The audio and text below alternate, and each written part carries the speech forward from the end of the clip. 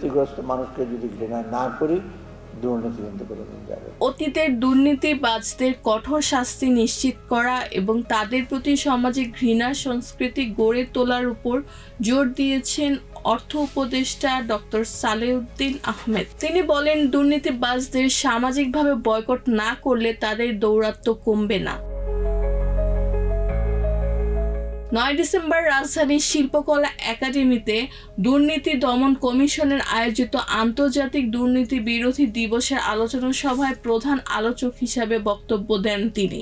এ সময় তিনি আরও বলেন, ভবিষ্যতে দুর্নীতি যেন মাথাচাড়া দিয়ে উঠতে না পারে সেজন্য প্রতিরোধমূলক ব্যবস্থাকে সর্বোচ্চ গুরুত্ব দিতে হবে।